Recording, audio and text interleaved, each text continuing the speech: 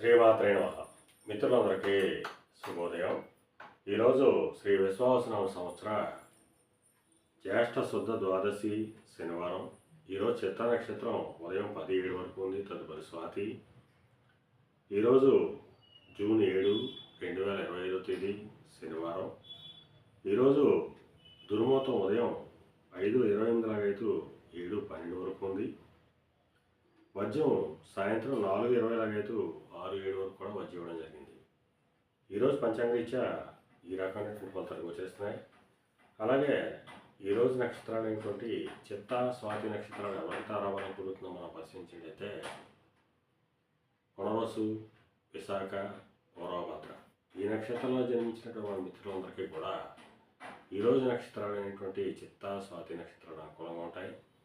అందువల్ల ఇప్పుడు చెప్పినటువంటి నక్షత్ర జాతకులందరికీ ఈరోజు శుభకరంగా ఉండే అవకాశం ఉంది. అలాగే ఈరోజు రాశి ఫలాలను మనం పరిశీలించినట్లయితే మేషరాశిలో జన్మించిన వాళ్ళకి కలతరపూర్వక ధనలాభం కలుగుతుంది, ఆరోగ్యం చేకూరుతుంది. వృషభ రాశిలో జన్మించిన వాళ్ళకి శత్రుభయం కలుగుతుంది. మిథున రాశిలో జన్మించిన వాళ్ళకి సంతానానికి సంబంధించి శుభవార్తలు అంటారు. కర్కాటక రాశిలో జన్మించిన వాళ్ళకి ఆకస్మిక ప్రయాణాలు చేయాల్సిన అవసరం ఉంటుంది. సింహరాశిలో జన్మించిన వాళ్ళకి పరాక్రమవంతమైన ఆదాయ వనరులు ఏర్పడతాయి. కన్యా రాశిలో జన్మించిన వాళ్ళకి ధనాదాయం వృద్ధి చెందుతుంది. తులారాశిలో జన్మించిన వాళ్ళకి కొద్దిపాటి కార్యజయం, ఆరోగ్యం చేకూరుతుంది.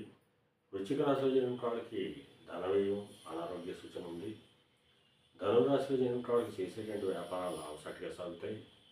మకర రాశిలో జన్మించిన వాళ్ళకి ఉద్యోగ అవకాశాలు పెరుగుతాయి. కుంభరాశిలో జన్మించిన వాళ్ళకి పితృరాజధానికి సంబంధించిన శుభవార్తలు అంటారు. పితృవర్గీయులతో ఉన్నటువంటి విభేదాలు తొలగిపోతాయి. మేన రాశిలో జన్మించిన వాళ్ళకి అనారోగ్య సూచన, ధనవ్యయం, కార్యాటంకాలు ఏర్పడతాయి. ఈరోజు ద్వాదశ రాశి యొక్క ఫలితాలు ఈ రకంగా తెలియడం జరిగింది. అలాగే ఈరోజు సమస్త ఆయిల్ వ్యాపారంగా ఉన్న వాళ్ళు కానీ, పాతైన వ్యాపారం చేసిన వాళ్ళు కానీ, బంగారు వర్తకులు కానీ, బంగారు ఆభరణాలు తయారు చేసిన వాళ్ళు కానీ, శానిటరీ వర్తకులు కానీ, సిమెంట్ వర్తకులు కానీ ఈరోజు మిక్కిలి శుభదాయకంగా లాభదాయకంగా అవకాశం ఉంది.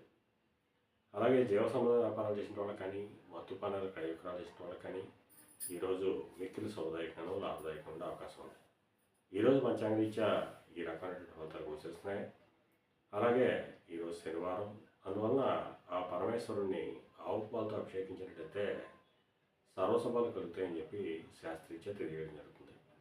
అలాగే మరలా రేపు శుభోదయం కార్యక్రమంలో మరిన్ని విషయాలు తెలుసుకుందాం. అంతవరకు మన మిత్రులందరికీ మరొకసారి శుభోదయం. ఇట్లు మీ పెద్దబాబు సిద్ధాంతి కొల్లల మామిడి.